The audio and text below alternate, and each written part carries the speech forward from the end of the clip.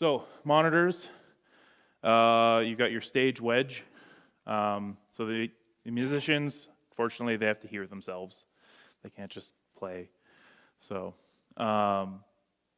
this helps them stay in time and in pitch. So remember we're talking about the speed of sound.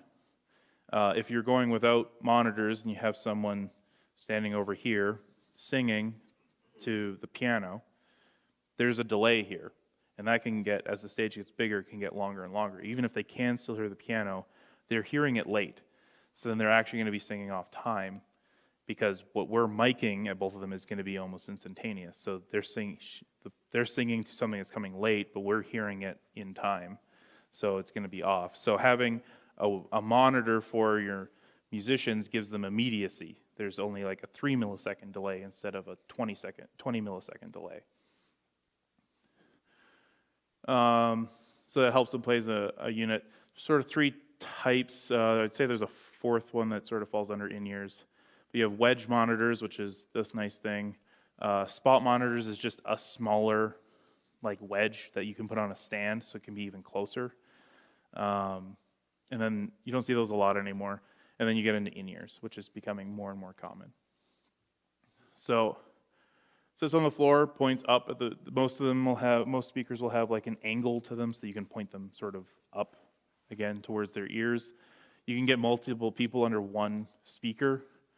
They can hear the monitor and the congregation in the stage. So it's one of the drawbacks of in-ears is you lose this sense of the space because you're basically putting earplugs in and then just electronically adding the sound. So you lose the feeling of being with people on the stage or with the people in the congregation. This helps with that because now you're more connected. That's usually the big reason people like them. Drawback, it's an entirely separate sound system with different volumes pointed the wrong way. So the congregation is hearing out of these speakers.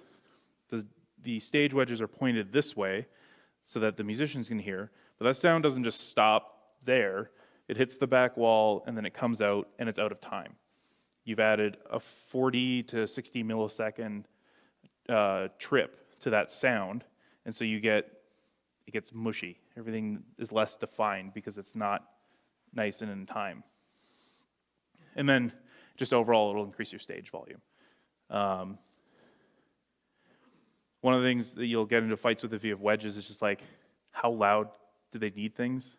Like, oh, I need more. And it's like, okay, well, I muted the mains, and it's still 92 dB at the soundboard.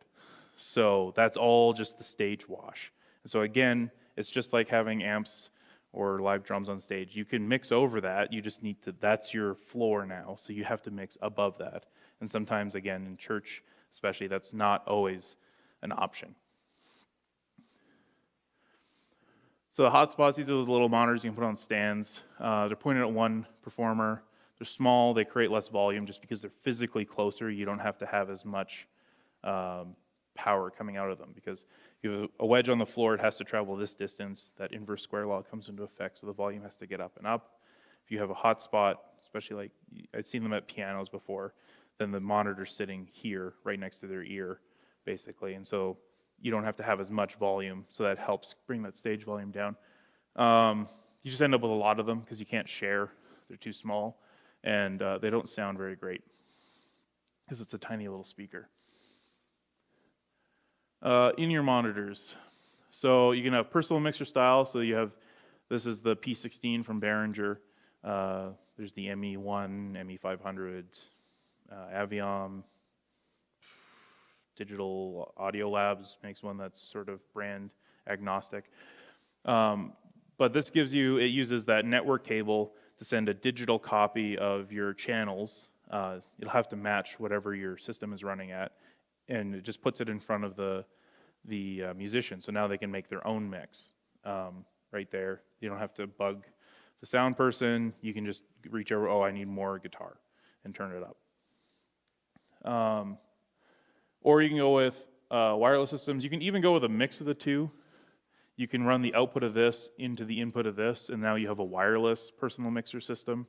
That's a lot of extra money, so not a lot of people do that. Generally with these, they're connected to a soundboard. So this again will be your sound tech is going to be mixing those monitors for people. You can even get into like larger situations. There'll often be a guy that's just there mixing monitors. That'll be connected to a soundboard, and this just gives you the benefit of no wires. You're not connected to anything. Drawback, sound isolation, like I was talking about. You just lose that connection. There's ways to get around it. One benefit, or one way, is with your congregation mics that you use for your use those for your live stream. It helps the live stream feel like they're part of the room because they can hear people singing, talking, laughing. You get the reactions out of them. You can pipe these into your in-ears, and that'll help give you that connection to the congregation again. They're really nice because there's no stage volume. They can have them as loud as they can handle, and it doesn't bug me because it's in their ears, not mine. Wireless will give you a cleaner stage, and then the problem with having like 2 wedges for 4 people that are connected, that's 1 mix for 4 people. You can do 4 mixes if you have enough outputs. You can also, with wireless systems, that one transmitter can have as many receivers as you want, but you'll be sharing that mix is the only downside. So you could buy 1 transmitter and have 4 wireless receivers all getting the same mix if you want. That'll be a cheaper way of getting more people in in-ears, but you lose the ability to do separate mixes. Connecting them, you can have XLR, TS, or even Speak-On. That's a Speak-On connector. It's a quarter-turn locking connector. They're really nice. So some of them will use those. Cat 5, Cat 6 would be for your personal mixers. And then for the wireless, they'll take XLR or TS or TRS in the back of them. So our wireless in-ears are the PSM 300s from Shure. They use a TS connector, so you put a left and a right into it, but it's a 1/4 inch, not an XLR. So for me to connect it, I actually have an XLR to TS or TRS connector going into each one. Placing the monitors as close as possible while maintaining directionality. So one issue you get, I can't hear the monitor. They have this music stand here, and their monitor